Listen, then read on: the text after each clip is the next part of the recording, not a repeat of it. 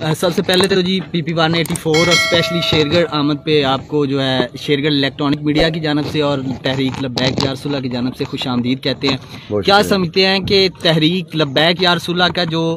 ایک ہی اس وقت مطالبہ چل رہا ہے حکومت پاکستان کے ساتھ کہ جو فرنچ ایمبیسڈر ہے اسے ملک بدر کیا جائے، حکومت کی جانب سے یہ کہا گیا، یہ ایک بہانہ پیش کیا گیا کہ ہم پارلیمانی نظام ہے تو پارلیمنٹ میں یہاں پہ جو ہے نا بل پیش کر کے اسے نکالا جائے گا۔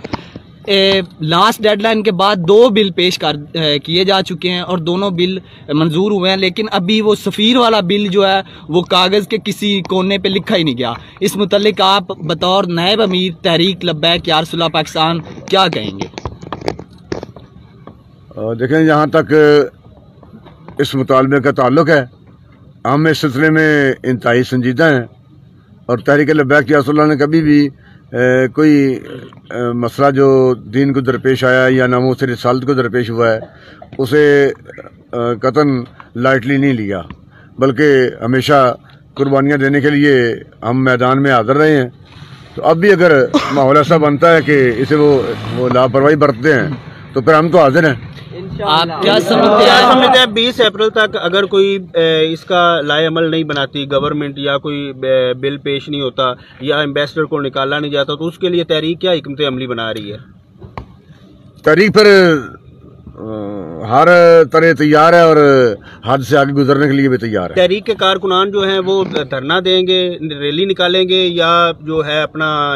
ایمبیسڈر اس کی طرف رخ کریں گے؟ تھوڑا سا ایڈ کر لیں کہ منزل فیض آباد ہوگی 20 اپریل کے بعد اگر مسئلہ حل نہیں ہوتا، یا کہ فیض آباد کے آگے جانے کا بھی کوئی پلان ہے؟ ابھی بیٹھ کر مشاورت تو نہیں ہوئی کیونکہ ابھی یہ اس میں کافی دن ہے، لیکن اس کے باوجود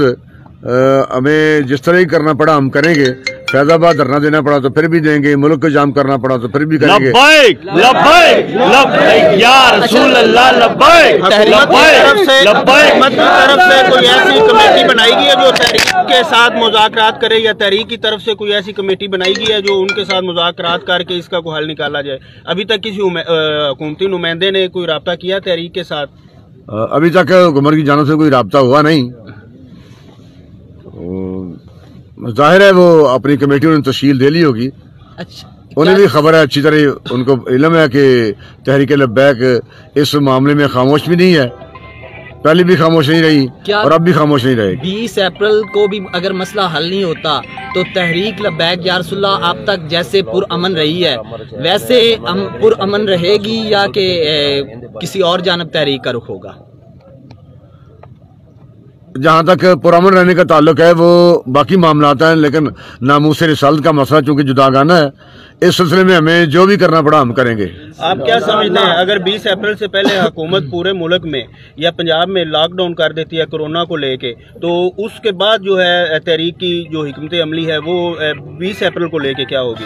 لاک ڈاؤن کا جو تعلق ہے وہ ناموس رسالت کے سامنے نہ ہی کوئی لاک ڈاؤن کی کوئی حیثیت ہے، اور تحریک لبیک یا رسول اللہ کے سامنے بھی لاک ڈاؤن کی کوئی حیثیت نہیں ہے۔ آج کا آخری سوال جو ہے نا کہ اس سے پہلے میں یہ کویسچن کر چکا ہوں قائد تحریک لبیک یا رسول اللہ علامہ خادم حسین رضوی رحمۃ اللہ علیہ سے بھی، کیا آپ سمجھتے ہیں کہ اسلام میں ووٹ سے یعنی کہ بیلٹ سے تبدیلی ممکن ہے، یا بیلٹ کا ووٹ کا جمہوریت کا کوئی کنسیپٹ ہے اسلام میں جس کے ذریعے تحریک لبیک یا رسول اللہ چاہ رہی ہے کہ باقاعدہ جو ووٹ کے ذریعے نظام مصطفیٰ راج ہو ملک پاکستان میں؟ جمہوریت کا تعلق اسلام کے ساتھ تو نہیں ہے، لیکن چونکہ جو ایک نظام چل رہا ہے ہم یہ نہیں چاہتے کہ ملک میں انتشار ڈالا جائے یا ملک کے حالات کو خراب کیا جائے یا ملکی معاملات میں اس طرح حد سے گزر کے دخل اندازی کر کے ایک انقلاب برپا کیا جائے۔ ہم بھی یہ چاہتے ہیں کہ پرامن طریقے سے ہی اسلام کو، دین کو تخت پر لایا جائے تاکہ ملک پاکستان کو بھی اور بیرونی ممالک کو بھی پوری دنیا میں کسی ایسے ناگفتہ حالات کا سامنا نہ کرنا پڑے، ورنہ اسلام کے نفاذ کے لیے تو ہم سنجیدہ ہیں۔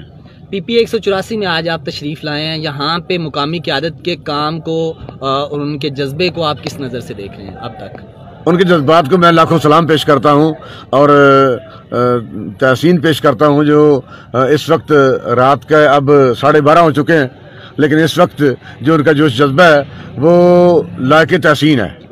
اور ہم ابھی یہ گاڑی میں بات کر رہے تھے کہ یہ رات کی 12:30 بجے اس طرح ان کی محبتوں کا اور یہ اس طرح انتظار کرنا، اس کے طرح پھولوں کی برسات، اس طرح محبت کے ساتھ لبیک کے نعرے لگانا، یہ اس بات کی دلیل ہے کہ یہ لوگ حضور کی عزت اور ناموس کے تحفظ کے لیے فرانس کے سفیر کا مسئلہ ہو یا کوئی اور بھی مسئلہ ہو ناموس رسالت کا، تو یہ جانے دینے کے لیے بالکل تیار ہے. آخری سوال بتائیے گا کہ کوئی بھی سیاسی پارٹی ہے جب ان کے الیکشن وہ اینڈ پہ ڈنڈورا یہی پیٹتی ہیں کہ ہمارے ساتھ دھاندلی ہوگی، لیکن کراچی سیٹ پہ تحریک کی جو ورکر تھے، جو تحریک کا نامزد کیا ہوا کینڈیڈیٹ تھا، وہ اینڈ تک تحریک کی جو سیٹ تھی وہ رزلٹ یہی آ رہے تھے کہ آگے جا رہی ہے، لیکن اینڈ پہ رزلٹ کچھ اور نکلا. اس حوالے سے تحریک نے کوئی جو ہے نہ کوئی پریس کانفرنس کی، نہ کوئی احتجاج کیا کہ ہمارے ساتھ دھاندلی ہوئی ہے، اس کو آپ کس نظر سے دیکھتے ہیں؟ اس میں اگرچہ سستی برتی گئی ہے، تحریک کے ذمہ داران کو وہاں پریس کانفرنس بھی کرنی چاہیے تھی اور اپنے اس حقوق پر ڈاکہ ڈالنے کا انہیں سر عام اظہار کرنا چاہیے تھا. حالانکہ ملک پاکستان میں آپ کے سامنے ہے، پوری قوم کے سامنے ہے جو حالات چل رہے ہیں. یہ جہاں تک دین کا تعلق ہے اس کے خلاف یہ ساری پارٹیاں ایک ہیں، چاہے وہ نون لیگ ہو یا پی ٹی آئی ہو یا کاف لیگ ہو یا پیپل پارٹی ہو، چونکہ ان کا ایجنڈا ہی مغرب سے آتا ہے. اس ایجنڈے کی تکمیل کے لیے یہ کام کرتی ہیں اور ملک پاکستان میں ساری سیاسی پارٹیوں کے